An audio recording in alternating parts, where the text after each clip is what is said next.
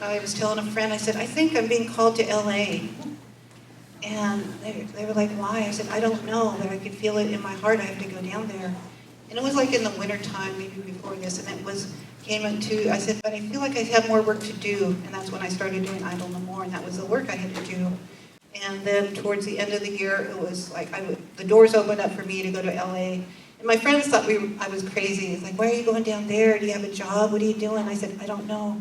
I think I told them when I get there, I will know more, you know. And that's the work with Spirit. You just take those steps in faith, knowing what you're doing is the right thing to do and what you're called to do. And so I did. I ended up getting really sick, and had sepsis. I was bedridden for like 3 months. I would get better and get worse, get better and get worse. And I was praying about it. I met really awesome people there, indigenous people and others. We would get together and do ceremonies and prayers, and it was great, great time. But when I was praying, I'm like, why am I not getting any better?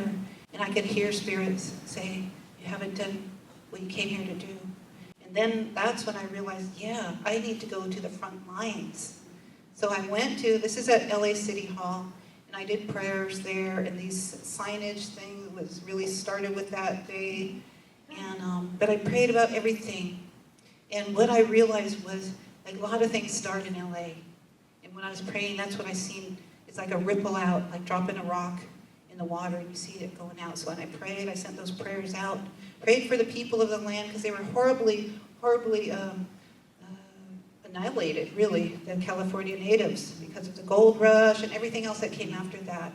You know, but I also prayed for all the work that is being done and started there. They're fracking down there, which is total madness, and especially in California, when they're in a major drought, earthquake country.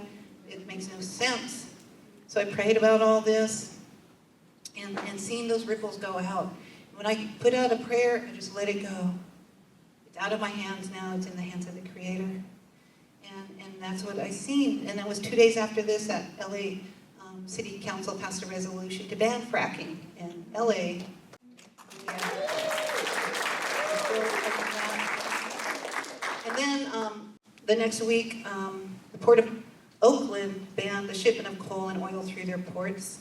And since there's several other cities, let's see, Santa Cruz, Beverly Hills, banning fracking too.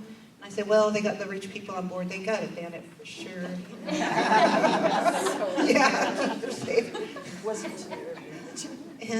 But also a lot of other great things have been happening in California too. They've for their whole state, they're banning plastic bags and fighting the GMOs and so many other great things. So just putting that prayer out there. That's what I'm teaching. Also the healing of ourselves, our ancestors. Because like with my healing historical trauma, I lead people through a meditation too and work that they could do on their own. Even after that. I talk about, well, you may have heard a lot of our historical trauma, but you also are dealing with historical oppression. And I say, well, if your ancestors came from the Midwest, they probably benefited from the land grab. Or maybe they came here and they cut down all the trees because Everett was the major port, I guess you can say point of origin, where all the trees from Washington went through the rest of the country.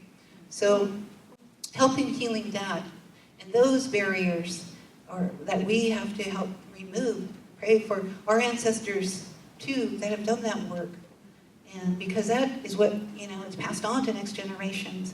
So I help share that and bringing us all into balance, not just us but the earth too. I invite you to join me. It's not just an Indian thing; it's everybody's thing. We have right now we're fighting the coal. We got coal trains, tar sand trains, Bakken oil. Actually, we even now have tar sands coming from Alberta. That there's not even regulated because it is from Canada, and that is just crazy. So all these trains that are coming through here, they're going to increase. The tankers are up to 450 per year, and it's already madness. It doesn't matter if they pass KXL or Kinder Morgan or not. Those trains are coming, and we need to do something about it. And that's what we're here to do, because not only that, it's going over to China too, which is crazy. We need sustainable, safe, And there's other ways of doing things. That's what we need to bring here to the tables and make sure and ensure that our children have a better future, have a better life because of the work we're here to do together. So I just wanted to share, I know you have your little agenda, so do I, and I like to end my workshops in this way. Words have power, thoughts have power, and at this time I want you to pair up with somebody. You can pair up with someone you don't know or someone next to you, but I want you to tell that person, and the other person's job is just to listen, and I want you to tell them what you're going to do to change this world. And the other person's job is just to listen and then affirm it. And like I give an example, I'll say, I see you doing great things. I see you in a loving environment with like-minded people in a world of clean air and clean water. I see us living as one in unity. Just something really short